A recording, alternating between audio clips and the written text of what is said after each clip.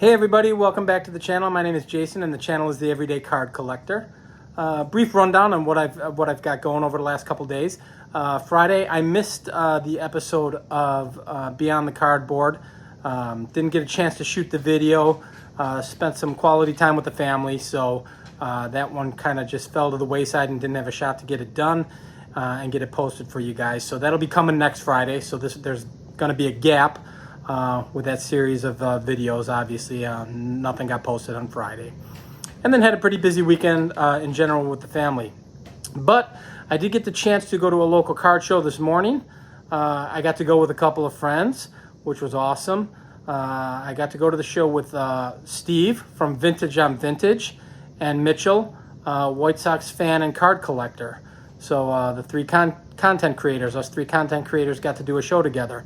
It was pretty quick with Mitchell because he got there early, but I got to see him, say hello, and kind of hang out with him for a little bit, which was awesome. And then I actually did walk the floor with Steve from Vintage on Vintage, and he purchased a bunch of cards, and as did I, and we had a blast, absolute blast. Kind of get to do a local show with other content creators. It was a lot of fun. So I'm hoping to do more of that in the future with these two gentlemen and anyone else who might be local, and just kind of hang out and talk cards. It was a blast. So basically this video will be just what I picked up. I'll kind of go through everything and show you what I picked up today, and then we'll take it from there. So let's get into it.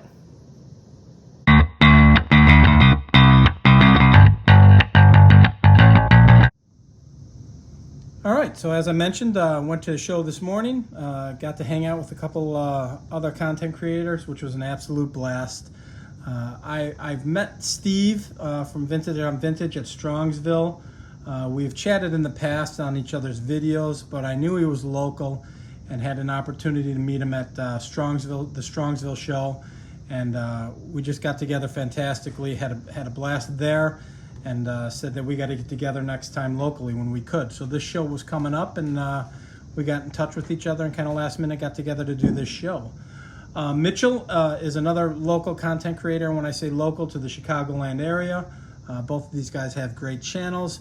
I've been following Mitchell since he started. He was one of the first channels I subbed to when I was still just lurking and watching channels, but got the chance to see him for a little bit as well. Love what he does on his channel as well.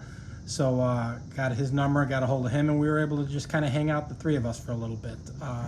As I mentioned, Mitchell was kind of finishing up the show. He was done by the time we just started getting there, or about halfway through the show. So he cut out a little early, but I was glad I got the chance to hang out with him for a little bit with Steve. And then Steve and I walked to the floor and picked up some stuff. Both of us picked up some cards. So I'll kind of go through what I picked up. First stuff was modern stuff, typical to what I collect.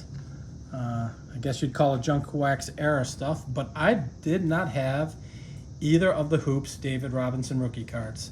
So this show was predominantly modern, although this particular show was pretty busy and had a little bit more vintage than it typically does. This is a once-a-month show in a suburb just outside of Chicago, and I typically attend it every month, or at minimum every other month, and it was pretty busy, very busy show. But like I had mentioned, most of it is modern, and you kind of got to dig a little bit for vintage, although I found a little bit more vintage at this show than I typically do, so I was excited about that. So these were two of my pickups. Both of these are 89 Hoops David Robinson rookie cards. Not expensive cards, guys. Rookie cards that were produced in the mass-produced / junk wax era, and I knew I didn't have them, so I had to grab them. So just grabbed those. I think they were $5 each. So I got 2 for $10. Next card. Just kind of rummaging through some value boxes. I am a Ken Boyer fan. He's my guy. You can clearly see that it's not centered very well, but it's his 1967 Topps card. He was with the Mets at this point in time and no longer with the Cardinals. But a great card, and it cost me a total of $2. So I couldn't say no to it, centered or not, I don't care. It's not going to get graded, it's just going to go into the collection, and I love the card. So that is my 1967 Ken Boyer. And there are all of his stats up until that point. I do own his rookie card and his second year card, 55 and 56 Topps, which you have most likely seen in previous videos. But yeah, saw that for $2 and just said, yeah, I'm buying that. There's no need not to buy it. I'm a fan of his and loved him as a player, so it's a card that I just picked up. Next card is a Hall of Famer as well.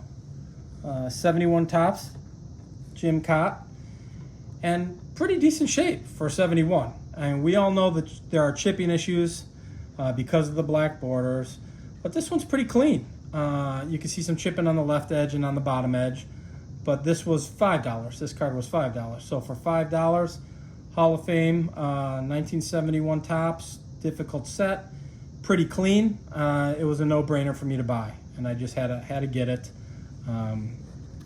There were a couple of dealers there with a bunch of 70 and 71s, and a lot of them were in real good shape. And some of the dealers typically, you got to really hunt and peck when you're going through like the bargain bins. Some of the dealers are a little bit more expensive than others and maybe overpriced, and some are a little bit more fair. So it's just a matter of finding those gems if you're digging. And for $5, yeah, this one was $5. I thought it was a great deal, so I went ahead and picked that up.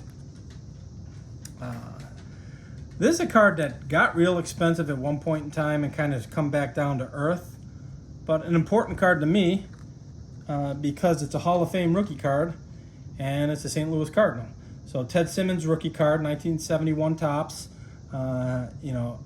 Tough card to get in a decent grade because it's a 71, just as we discussed with the Jim Kaat, but a great card and a card I have to have. It's a Hall of Fame rookie card of a St. Louis Cardinal. So, probably what would be considered a lower tiered rookie card, but nonetheless, Hall of Famer and a great card. And again, not in the best of shape, but not terrible. Pretty decent shape. A little bit chipping here and there. 71s are notoriously off-centered, but it still looks great and probably worth grading. I don't know, maybe a 4 or 5 is what it would get. 4 on the low end, I'm thinking. 5 on the high end, and I'd take that all day long. So I was thrilled to have this, and this was $8. So again, a lot of bargain bin hunting, nothing really high dollar. I did make one sizable purchase for me, and that's the next card, and the last card I'll show you here in today's video. There's a gentleman who had this card, absolutely beautiful. 1962 Ernie Banks in a 6.5. And I don't know, maybe today was the day that I was drawn to the sets that are difficult to get clean because there's a lot of chipping on these sets. The 71 set, and obviously we all know the 62 set with the wood grain background. But just a gorgeous card, in a 6.5. I've said many times my wheelhouse was 3, 4s, and 5s. But when I saw how clean this was, I just I had to get it. And I was with Steve, and we were looking at a bunch of cards, and this was one on my list. And out of all the cards on the list, that's the one I decided to go back to and purchase. So it looks like there's a little stain there on the right side on the back, but who cares? It's the back. The front is just gorgeous.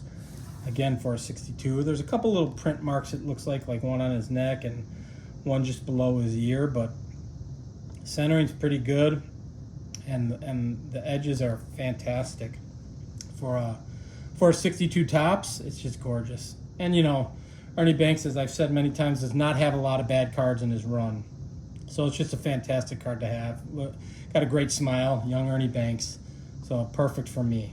So I don't collect a ton of collector grade stuff. Typically I go a grade below. If it's 60s, I look at 5s. If it's 50s, I look at 4s and 3s potentially. But this one stood out at me, and I think he had a price tag of $100 on it, and I ended up getting it for $90. Offered $80, and as typical as it goes when you're bargaining, we settled in the middle, and I'm not going to argue over $10 for a good-looking card like this. So that's that. But yeah, that's it, guys. Couple pickups.